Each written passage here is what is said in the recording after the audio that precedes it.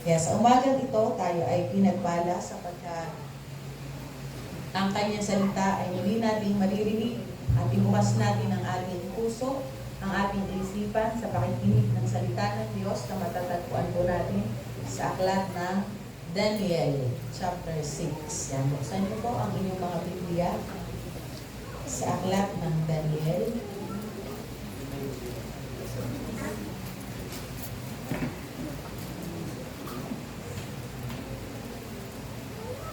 Chapter 6, verse 1 to 11, tapos 19 to 23. Daniel chapter 6, 1 to 11, and 19 to 23. Nandun na po ba ang lahat? Daniel chapter 6, 1 to 11, verse 1 to 11, tapos 19 hanggang 23. Si Haring Dario ay pumili ng 120 pinuno ng mga rehiyon sa buong kaharian. Pumili rin siya ng 3 mamamahala sa mga pinuno ng rehiyon at mga ngalaga sa kapakanan ng hari, at isa rito si Daniel. Si Daniel ang naging pangunahin sa 3 tagapamahala at sa mga pinuno ng mga rehiyon dahil sa pambihira niyang karunungan. Dahil dito, inisip ng hari na siya ang gawing tagapamahala sa buong kaharian. Kaya ang 2 kasama niyang tagapamahala at ang mga pinuno ng mga rehiyon ay humanap ng maibibintang kay Daniel upang huwag matuloy ang magandang balak ng hari para sa kanya. Ngunit wala silang makitang dahilan sapagkat laging matapat si Daniel sa kanyang tungkulin. Kaya't sinabi nila, wala tayong maibibintang sa kanya maliban sa mga bagay na may kinalaman sa kautusan ng kanyang Diyos. Nagkaisa silang humarap sa hari. Sinabi nila, mabuhay ang Haring Dario. Kami pong mga tagapamahala ng kaharian, mga pinuno ng mga rehiyon, at mga tagapayo ay nagkakaisa ng palagay. Mabuti po'y ipag-utos ninyong sa loob ng 30 araw ay walang sasamba o mananalangin sa ibang Diyos o tao liban sa inyo. Sino mang hindi susunod sa utos na ito ay ihuhulog sa kulungan ng mga leon. Kaya mahal na hari, magpalabas po kayo ng gayong kautusan at inyong lagdaan upang maging batas ng Media at Persia. Batas na hindi mababago ni mapapawalang bisa. At gayon nga ang ginawa ni Haring Dario. Nang malaman ni Daniel na nilagdaan na ng hari ang gayong kautusan, umuwi siya. Lumuhod siya't nanalangin at nagpasalamat sa kanyang Diyos sa isang silid sa itaas ng kanyang tirahan sa may bukas na bintanang nakaharap sa Jerusalem. 3 beses niyang ginagawa ito sa maghapon, gaya ng kaniyang kinaugalian. Ngunit binabantayan pala siya ng kaniyang mga kaaway nang makita siyang nananalangin. Verse 19 to 23, kinabukasan, maagang nagbangon ang hari at nagmadaling pumunta sa kulungan ng mga leon. Pagdating doon, malungkot siyang tumawag, Daniel, tapat na lingkod ng Diyos, Diyos na buhay, iniligtas ka ba niya sa mga leon? Sumagot si Daniel, mabuhay ang hari, wala pong nangyari sa akin sapagkat ang bibig ng mga leon ay pinatikom ng mga anghel na sinugo ng aking Diyos. Ginawa po niya ito sapagkat alam niyang wala akong kasalanan ni nagawang masama laban sa inyo. Dahil dito, labis na nagalak ang hari at iniutos na iahon si Daniel mula sa kulungan ng mga leon. Nang siya maiahon na, wala silang nakita kahit man lang bahagyang galos sa katawan ni Daniel sapagkat nagtiwala siya sa kanyang Diyos. Pinagpala po ang mga salitang ito. Tayo po ay saglit na manalangin. Sa Diyos na walang makahihigit, sa Diyos na makapangyarihan, sa iyo ang aming pong pagkilala at papuri sa umagang ito. Aming ibinababa, O Diyos, ang aming mga sarili. Ikaw lamang ang siyang makilala at maitaas sa aming pagsamba, sa aming pakikinig. Mangusap ka, O Banal na Espiritu, at kumilos sa aming puso. Bigyan kami ng pagkaunawa at pagkatuto at sa kalagitnaan ng pagsambang ito, Panginoon, mahayag ang iyong kaluwalhatian. Turuan mo po kami, O Diyos, at liwanagan ng aming puso at isipan mula sa salitang ito. Kami po ay iyong pagdayin at i-equip, ihanda sa mga bagay na dapat po namin paghandaan upang kami ay manatiling matatag, nakatayo, at sa iyo ay nakapagbibigay ng kaluwalhatian. Ito po ay aking dalangin sa pangalan ni Jesus. Amen. Possessing God's promise of restoration of passion for prayer. Passion for prayer. Restoration of passion for prayer. So, yan po yung ipopossess natin. Yan po yung aangkinin natin ngayon. Kumusta naman po ang ating prayer life? No.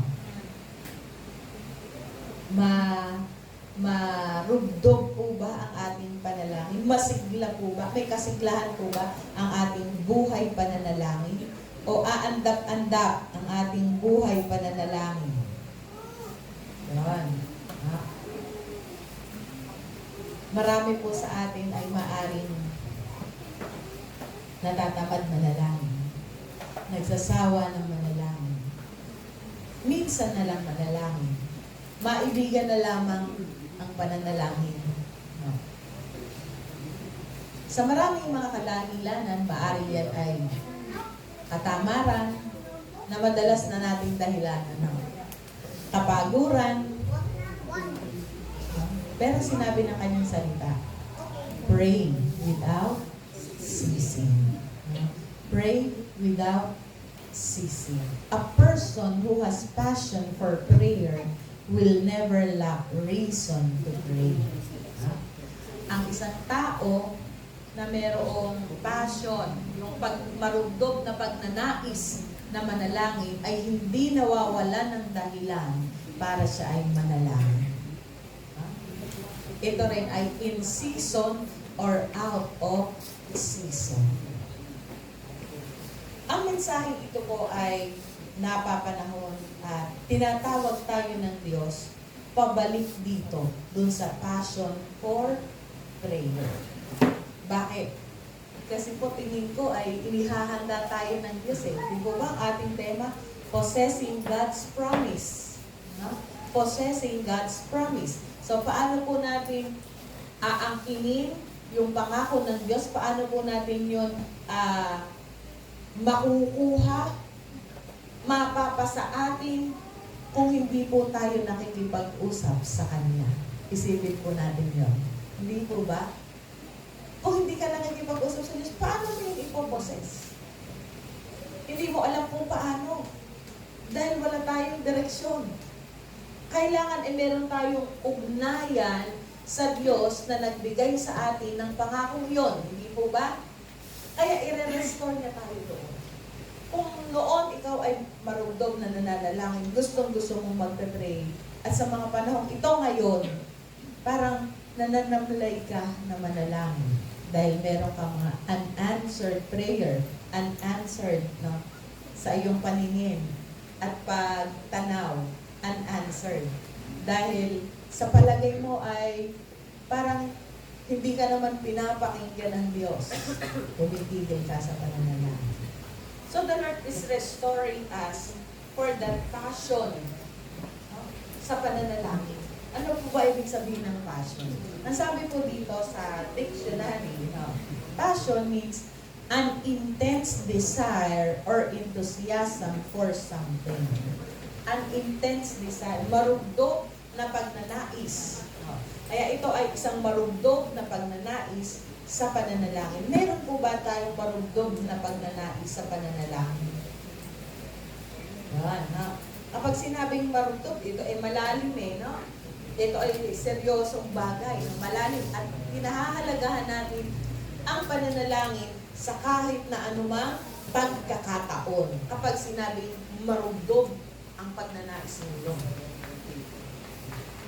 So, hindi hadlang ang iyong pagod, hindi hadlang ang iyong mga gawain para hindi ka manalangin kung mayroon kang marugdog na pagnanais sa pananalangin. Kaya nga po, ang isang tao na may marugdog na pagnanais sa pananalangin ay hindi nawawala ng dahilan o ng oras para siya ay makapanalangin. No? So, paano tayo nire-restore ng Diyos doon? Paano tayo ibinabalik? Kung nawala na yung intense feeling na yon, no? Yung passion na yon sa pananalangin. Yung desire na yon sa pananalangin. Kasi alam niyo ba, ninanakaw yan ang kaaway. Ninanakaw yan. So, ang kaaway ay naparito upang magnakaw, no? Pumatay at magwasak. So, ninanakaw yan. Yung intense desire na yan, yung passion natin na yan. Huwag kang malilingat at yan ay kayang nakawin ng kaaway. Pero paano tayo binabalik ng Diyos doon? Ito po. So these truths will enlighten our minds and our hearts sa kung paano tayo ibabalik ng Diyos doon. Through the experience of Daniel. Sabi po dito, una, by putting us in a situation when we need to pray. Paano ka nire-restore ng Diyos? By putting us in a situation when we need to pray. Ibabalik ka ng Diyos doon sa desire na yon, doon sa passion na to pray, ilalagay ka niya sa isang sitwasyon na kailangan mong manalangin. Diba? Kailan po tayo talaga nagkakaroon ng marugdog na pananalangin? Pag may threat sa ating buhay, sa ating may threat sa ating mga pamilya, sa mga pinansyal, sa pangangailangan, may pagkakasakit, di po ba? Dumarating tayo doon sa intense prayer. Kung hindi ka lumuluhod, natututo kang lumuhod. Kung hindi ka tumataas ang kamay sa pananalangin, itinataas mo ang iyong kamay. At hanggat maaari, maipanalangin ka ng lahat ng tao sa simbahan at kahit na hindi mga kaanib ng iglesia ay manalangin para sa iyong kagalingan. Di ba? Inilalagay tayo ng Diyos doon. Tingnan niyo po si Daniel. Hindi ko sinasabi dito na si Daniel ay walang passion for prayer. No? Pero tingnan po natin ito sa liwanag ng karanasan ni Daniel. Kung paano inilagay siya ng Diyos sa sitwasyon na kailangang manalangin. Si Daniel po dito sa verse 7 to 9, sabi po dito,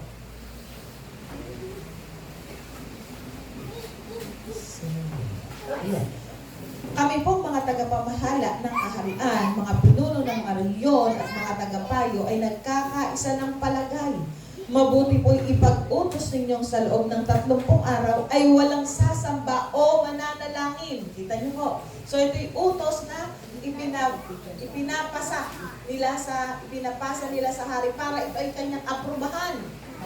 So itong mga congressman na ito at senador ay umapila sa presidente para ipasa ang kautosang ito na bawal manalangin. Yan. So ito, pahirap po yung sitwasyon, no? Hindi pwedeng manalangin sa loob ng 30 araw. Walang mananalangin maliban sa hari. No. Sino bang hindi susunod sa utos na ito ay ihuhulog sa kulungan ng mga leon. Kita nyo, sila na rin ang gumawa ng magiging parusa sa hindi susunod. At yun ay lalagdaan ng hari. At sa maikling kwento at pananalita, yun ay nilagdaan ng hari. Nilagdaan niya. Yata na nag-isip itong hari. Dahil itong kanyang mga representative na ito, ang mga senador, ang mga congressman, ay nagkaisa para magpasa ng ganitong batas at siya ay kailangang lumagda. So ito po, ang hari ay nagpalabas na, nakautusan. At tingnan niyo po, yung sinasabi po ditong batas ng Media at Persia, ito po ay batas na hindi nababago o mapapawalang bisa. So, ganun po yung katatag. Unshakable yung batas na yun. Ano? Walang sino man ang makapagbabago noon. Kahit ang hari ay nasa ilalim ng batas na yun. Pero nilagdaan ng hari. No? Sumang-ayon siya.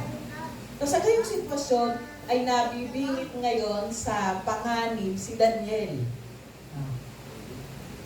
Nasa isang hindi magandang sitwasyon.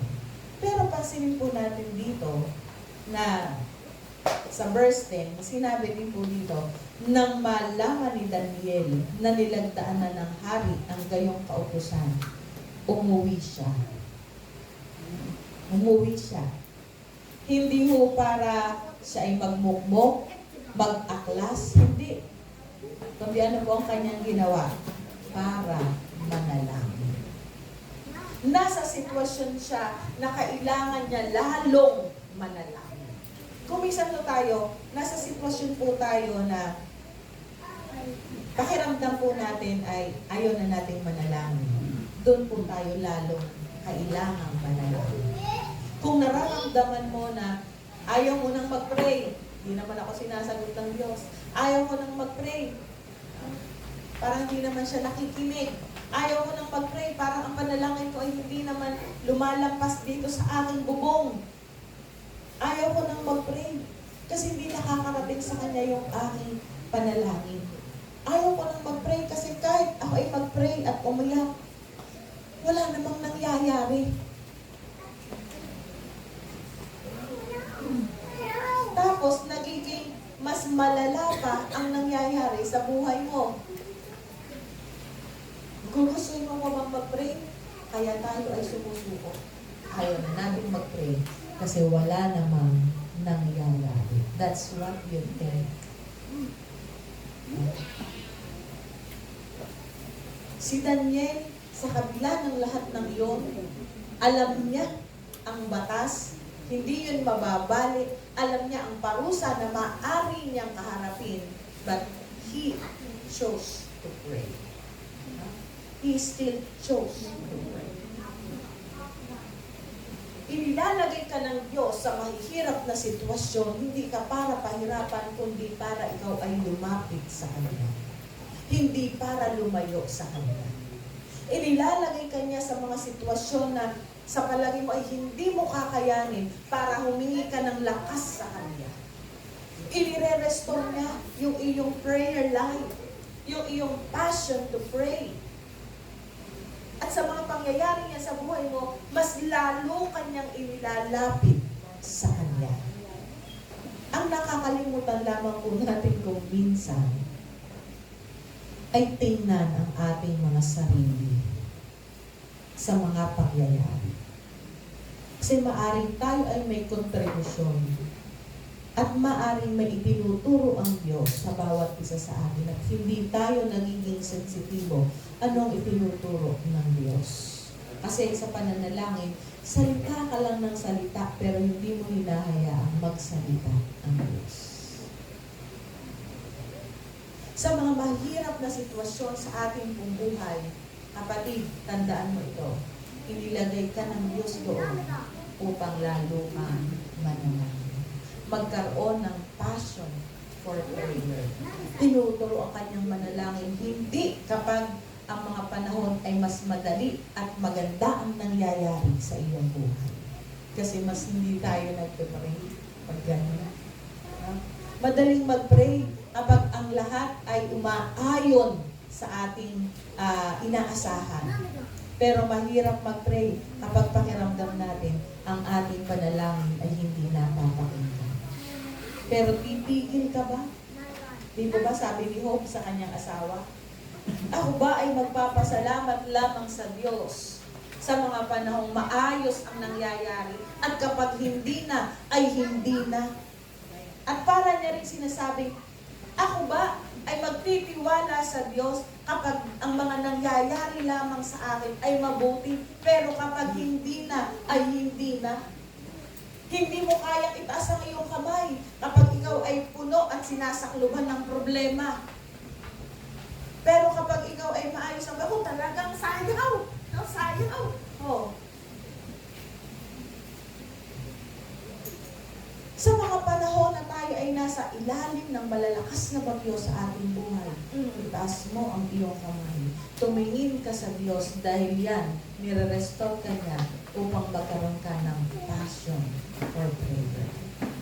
Learn to listen to God. Not just talking to God, but also listening to God while you pray. No?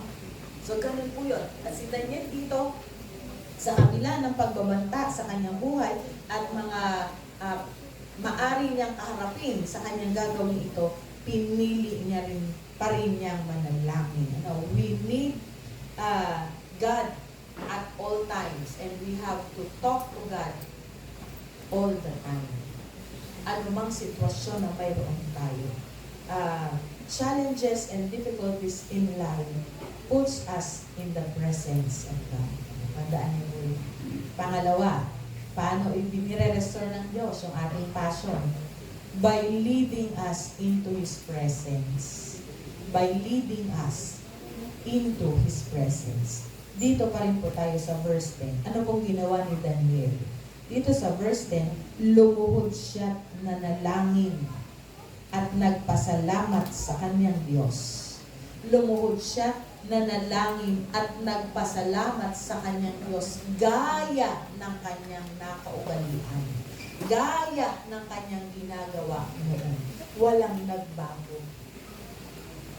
In good times or in bad, yon ang ginagawa ni Daniel. Dinadala tayo ng Diyos sa kanyang presensya when we choose to pray. Ganun niya po tayo nire-restore. No? Mararanasan niyo yan. A powerful gesture to enter God's presence and to defeat the enemy is through a bended knee. No? On bended knee.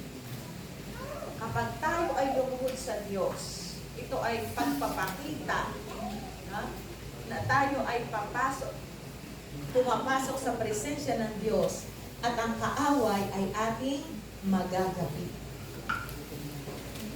Ganito tayo makipaglaban. And there is no other place to be restored than in the presence of God. Tandaan mo natin yan. There is no other place to be restored than in the presence of God. Hindi ho sa kung saan-saan. Hindi sa kung ano-ano. Re-restore tayo, ipapanumbalikin ng Diyos ang ating lakas. Yung passion na yon, kung tayo ay dudulog sa Kanyang presensya. Do not underestimate the power of God while we are praying. No? Kasi meron siyang ginagawa. Kung minsan kailangan po natin maghintay. At kalaki po sa paghihintay na yon ay ang ating pagsunod. Then God will amaze us for the reason. No? Ililid ka niya sa kanyang presensya. Dadalhin ka niya sa kanyang presensya. Mararanasan mo yung isang buhay na ugnayan sa Diyos. Kaya nga po sa prayer meeting, I realized something sa mula nung po hinawaan ko yung prayer meeting sa pag-speak. Nais ng Diyos na i-elevate yung ating prayer life. Na hindi na tayo mananatili doon sa elementary level of praying. No, na ang laman ay puro paghingi natin sa Panginoon. Na ang laman ay puro concern sa ating pangangailangan sa araw-araw. No, hindi po ganun. But our prayer should contain warfare. No? Warfare. Ang glorifiers po ay di ba ina-announce nila yan, yung praise and worship na, kita nyo, nakalagay, Thanksgiving, praise and worship sa July 26. Pero ako ay nagulat nung kami mag-meeting, merong laman na deliverance. Medyo mabigat, apat yun. Apat. At kagabi po ay ginawa po namin yun. Grabe po yung pagkilos ng Diyos. Sabi ko, Lord, kahit ako hindi ko alam kung anong gagawin ko, sabi ko sa kanila, hindi ko alam kung paano sisimulan. Ang ginawa ko lang ay nag-pray ako, humingi ako sa Lord ng giya, yung direksyon, ano yung gusto niyang mangyari dito. Yun. Then the Lord worked through the power of the Holy Spirit sa bawat isa sa kanila. And what an experience no gawin. Dinadala tayo ng Diyos sa kanyang presensya. Nagkakaroon ng ibang level yung ating pananalangin. No? Hindi mo mananalangin. Ang tagal-tagal mo na sa church, kung manalangin ka, hindi mo alam paano simulan, paulit-ulit, na wala namang kabuluhan ang sinasabi, at hindi mo alam paano tapusin. Ay, tagal na sa church. Di ba? Na kapag ang panalangin ay lagi natin ginagawa, hindi ko ito magiging mahirap kasi ito ay normal na pakikipag-usap. Meron po akong kasamang pastora sa PWNP. Pag narinig ko siya mag-pray, narinig ko nga siya, sabi ko, parang, gamitin ko yung salita, parang nawiwirduhan ako dun sa style ng kanyang prayer. Na, parang siya nakikipag-usap sa Diyos, yung usap na, yung sasabihin niya, Lord, nakita mo po, ito po, ang mahal na ng bilihin. Yung ganyan, parang nagsusumbong yung salita na, yung nagsusumbong siya, ganyan, parang nakikipag-usap na ganyan. Sabi ko, ano ba naman itong prayer nito? Ba't tayo ganitong manalangin? Na parang ordinaryo siya, pero nakita ko po doon yung intensity ng prayer na kinakausap niya ang Diyos, nagsusumbong siya sa lahat ng kanyang nararamdaman, no? Na ibang-iba doon sa panalangin na yun, ganitong naririnig natin dito, no? Pati sinasabi niya, Lord, alimbawa, ganito po, Lord, masakit po yung akin, kasi po, nadapa ako, ganito, ganyan, Lord, ang mahal na naman ng bilihan, wala akong, kulang yung aking budget, ganyan siya mag-pray, no? Ganyan siya mag-pray, no? Kaya sabi ko, ito yung prayer na, yung panatag siya sa Diyos, na parang, ayan lang yung Lord, sinasabi niya sa Lord, yung kanyang nararamdaman, ganun niya, ina-auto. Para siyang bata na ang Lord ay nakaupo sa harapan niya, at siya ay nagsusumbong. Lord, ginaway ako nito, ito kasi nasaktan ako nito. Yung ganun yung prayer niya, no? Nakakatawang pakinggan, pero yung sincerity ng prayer niya, no, alam ko, yun po ay kinalulugdan ng Diyos. No? Yung paraan na kung paano tayo lumalapit sa Kanya, dadalhin niya tayo sa Kanyang presensya at mararanasan natin ang Kanyang presensya. Ako po'y naniniwala na dito po sa pananalangin ni Daniel, no, sa verse 10, siya ay nanalangin. Hindi po isinulat kung ano ang laman ng prayer ni Daniel, no? Hindi po isinulat. Pero, ako po'y naniniwala dito, naramdaman niya ang kalakasan mula sa Diyos. No? Ito yung na-restore siya sa kanyang buhay at sa kanyang pananalangin. The Lord leads us down on our knees in reverence, in awe of His glorious presence. No? Kaya tayo itulungan. Sino dito naluhod pag nananalangin? Ilan lang, di ba? Sino dito nakahiga pag nanalangin? Hanggang sa nakatulog na. Nakatawa tayo. Pero totoo yan, di ba? Ayun, no? Nakahiga. Ang sarap pa mo mag-pray ng nakahiga. Naunang yung likod mo sa no? Yun. Tapos hanggang mamaya-maya, iba na ang sound ng iyong prayer. Nag-iiba na yung sound ng prayer nyo. Yun na yung sound ng prayer. Nag-iba? No? Nung una, ang tunog ay nawawala, nagiging speechless ka ngayon sa panalangin kasi yung tunog na. Yun na. Sabi mo, parang sinasabi mo ng iyong hilik na ina, Lord, thank you for the rest. Sabi sa pananalangin natin, dinadala niya tayo sa kanyang presensya. No? Doon sa presensya niya. At doon sa presensya niya, as we kneel in the presence of God, the Lord will empower us.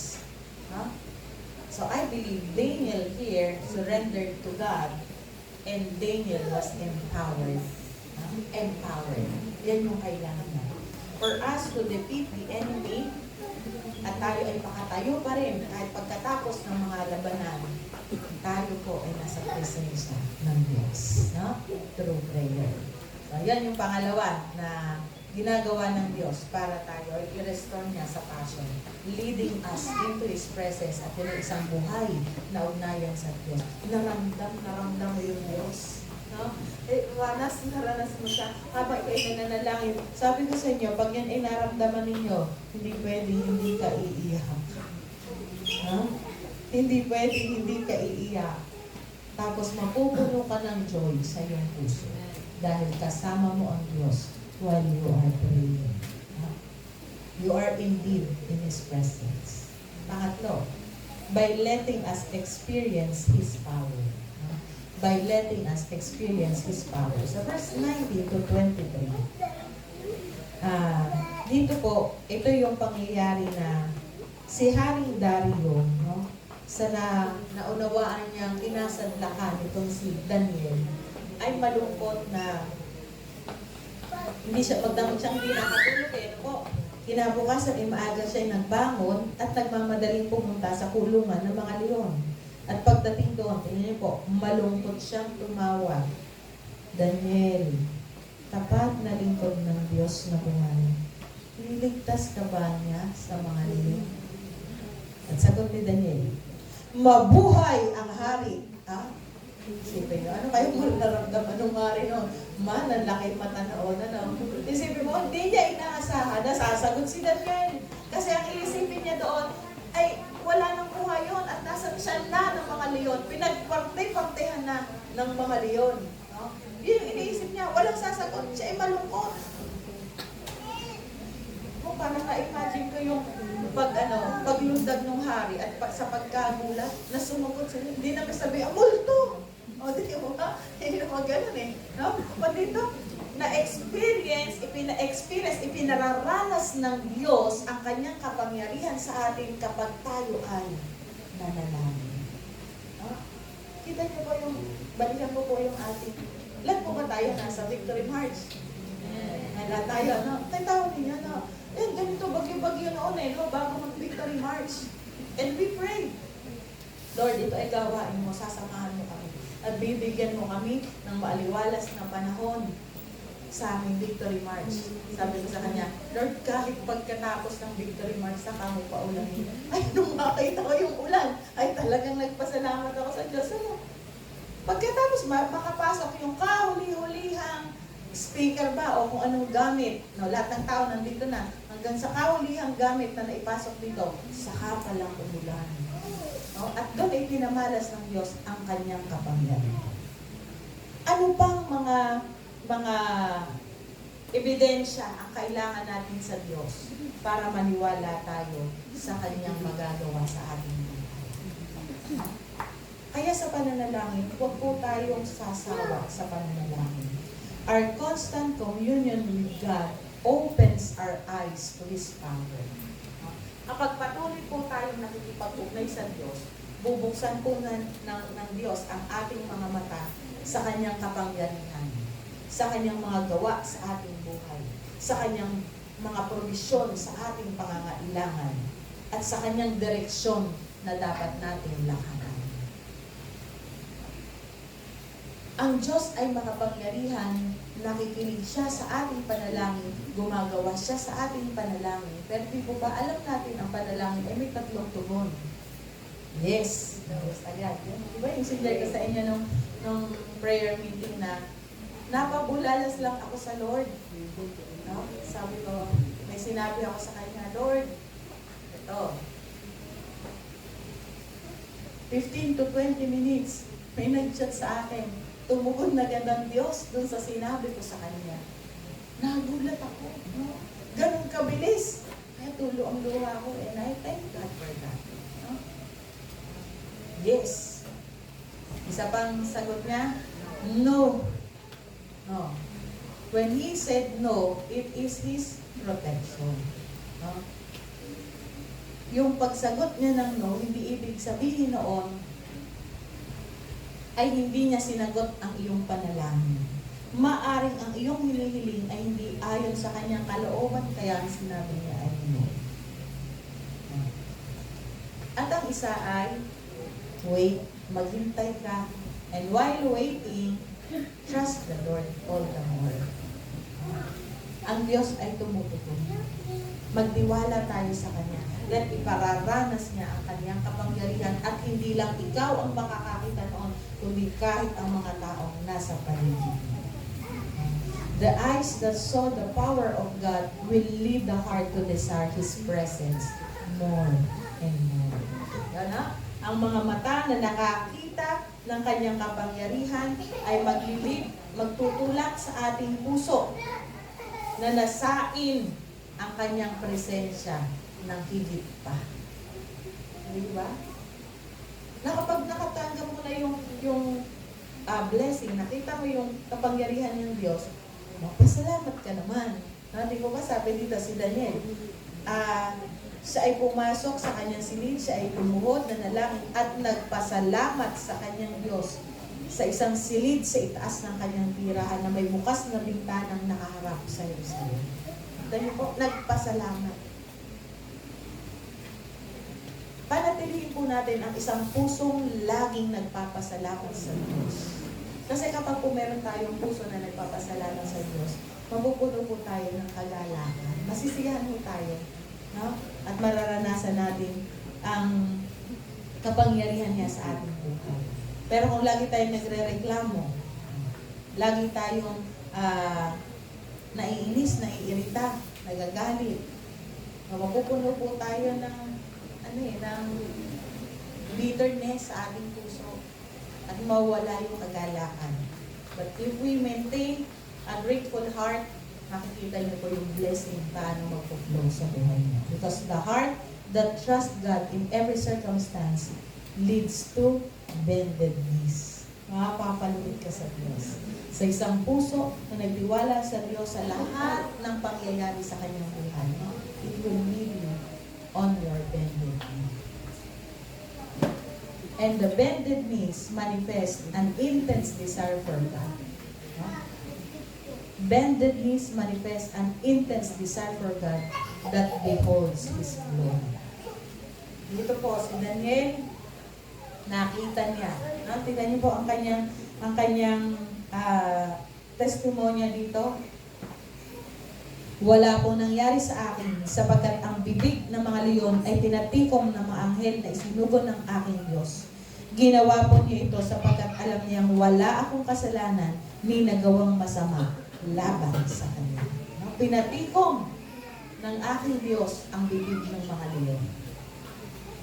So yun ay dahil si Daniel ay nanalangin. Ako'y naniniwalang sa kulungan ng mga leon, si Daniel ay nananalangin pa rin at nagpapasalamat sa Diyos. Ba? Sino kaya ang leon na pag nakakita ng tao ay hindi kainin? Di ba? Kasi dito po, pag binasa pa po natin dito ng sunod-sunod, yung mga gumawa ng batas na yon na nagpapirma sa hari, ang siyang inihulog sa kulungan ng leon. At sabi po dito, hindi pa sila lumalapag sa sahig, ay dinamba na sila ng mga leon, tinalo na, at sila ay kinain. No? Kita po ninyo, nilahapa na sila ng mga leon. Si Daniel ay hindi. No? Friends sila ng mga leon. No? Friends sila. Baka si Daniel ay doon pa natutulog sa tabi ng mga leon, nung gabi na yun. Nakita po natin, ang Diyos ay gumagawa ng amazing, ng kamangha-mangha. Ang Diyos ay gumagawa ng kamangha-manghang bagay sa ating buhay kapag tayo ay nanalangin. Huwag po tayong magsasawang manalangin. God works in whatever circumstance we are in. Don't hold back. Don't fret. Don't be terrified when the circumstance is not favorable. Rather, draw closer to Him and He will meet you there. Hindi lang kapag maayos, pag favorable sa atin ang sitwasyon, tayo mananalangin at magpupuri sa Kanya. But even, kahit sa mga sandali, hindi nagiging favorable sa atin ang sitwasyon, tayo ay manalangin pa din. Dahil tandaan mo, hindi ka iniiwan ng Diyos. And one day, God will meet you there. Ibibigay niya ang iyong kailangan, kung ano ang pinakamatinam para sa iyo at sa iyo lamang. Gaya ni Daniel, tayo ay laging mananalangin. Nire-restore ng Diyos, tandaan po natin, nire-restore ng Diyos yung ating passion for prayer kapag nilagay ka niya sa isang sitwasyon na hindi mo inaasahan. No?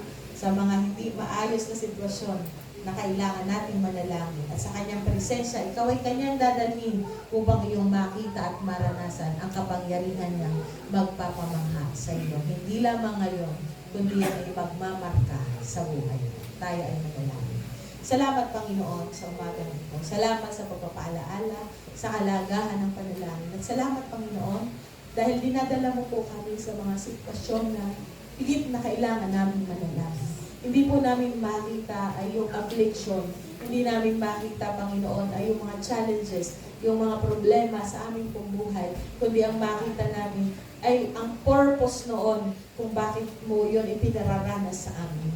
Kundi laging matagpuan mo rin kami, Panginoon, on bended knees, praising you, trusting you all the more.